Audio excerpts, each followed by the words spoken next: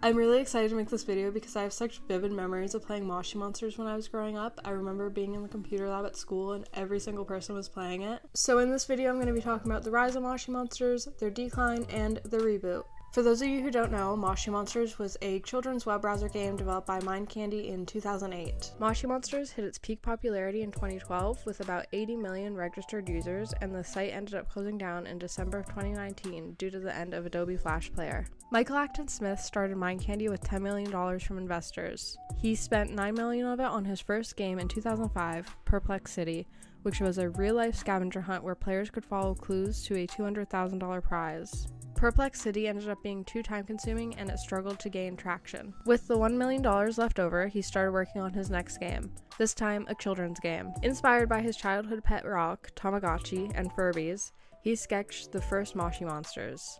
Moshi Monsters was officially released to the public on April 16, 2008, but it wasn't until mid-2009 when they added the virtual currency rocks and the game's popularity skyrocketed. So in Moshi Monsters, when you created an account, you could choose from one of 6 virtual monsters: Zomner, Katsuma, Lovely, Poppet, Diablo, and my personal favorite, Furry. The game takes place in Monstro City. You could customize your monsters, take them shopping, decorate their rooms, and exchange messages with your friends on the virtual pinboard. You could also play mini-games and puzzles in order to earn the in-game currency rocks, which you can then use to buy food, furniture, seeds, and clothes.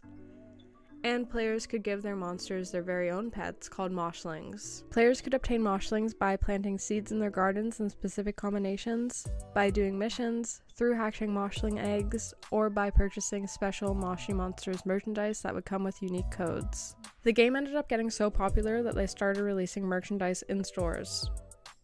Figurines, plushies, playsets, magazines, blind bags, stationery, books, trading cards, Nintendo DS games, and even movies and TV shows.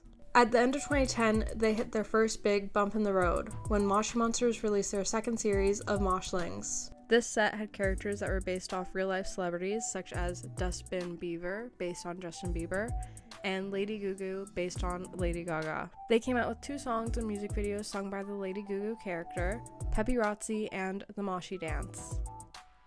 The Moshi Dance became a big hit in the community, gaining 3.5 million views on YouTube. Moshi Monsters made the song the first Moshi Monsters single on iTunes. But in 2011, Lady Gaga and her legal team sued Moshi Monsters, saying the sale of the song on iTunes would infringe on her registered trademarks and that the public would confuse the character with Lady Gaga. Lady Gaga's lawyer banned the song, saying that children would not be able to tell the difference between Lady Gugu and Lady Gaga.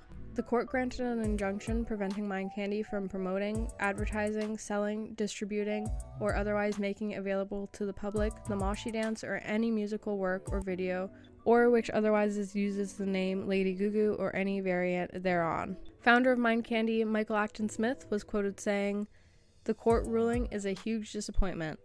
It's pretty obvious that kids will be able to tell the difference between the 2 characters.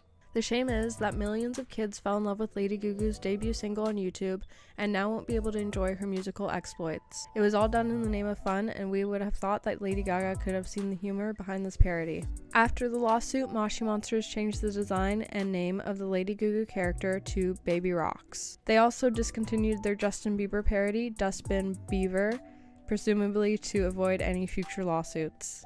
Then, in 2014, Moshi Monsters came under fire again, this time being accused of reinforcing negative stereotypes of people with facial disfigurement. The charity Changing Faces, which is a charity helping people with visual differences and disfigurements, called out Mind Candy for using character names such as Fish Lips, Freak Face, and Pirate Pong for evil characters, saying the names are similar to terms of bullying and abuse encountered by children with disfigurements. They asked Mind Candy to stop using scars, spots, and missing eyes to emphasize the evil nature of their characters. Freak Face's official biography states that he must have graduated with honors from the School of Drool because he can't stop dribbling. Dribbling is an issue for people with partial facial paralysis after illnesses such as stroke and Bell's palsy, or who had part of their face removed due to cancer. Calling a character from a child's game Freak Face is like something from the Dark Ages, says Changing Faces founder James Partridge. I'm very surprised by how extraordinarily stubborn some parts of British business are to getting into the 21st century, he says.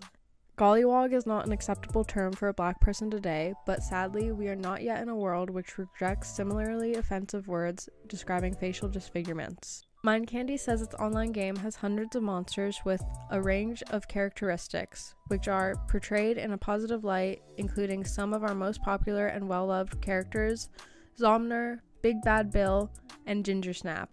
And it points out that it is far from alone in giving villains quirky and unusual-looking visual characteristics. It says that these kinds of characters have captivated children with exciting narratives over the years and are the essence of good visual storytelling. But Changing Faces founder, James Partridge, who lives with serious facial scarring due to a car fire, says that this does not make it okay. Our concern is that people are so used to seeing disfigurement used to portray villains in media that it may be hard for people to imagine that someone with a scarred face could ever be someone's friend in real life. It can encourage people to make moral judgments, unwittingly perhaps, based on the images on the screen. Mind Candy says in a written statement that it is very sorry that any offense has been caused by our characters. Moshi Monsters eventually lost popularity due to lack of interest as their audience grew older and due to the shutdown of Adobe Flash Player, which the game ran on. Moshi Monsters officially shut down December 13th, 2019. Ian Chambers, CEO of Mind Candy, told Engadget, "So we have known this moment was coming, but Moshi Monsters had a very good run.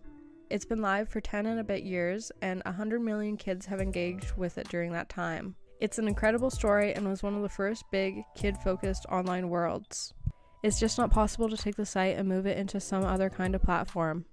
It's just not realistic or a sensible business decision, unfortunately. Things have to come to an end at some point." So that was the end of Moshi Monsters. Do you remember playing Moshi Monsters when you were growing up? Let me know in the comments, and thanks so much for watching.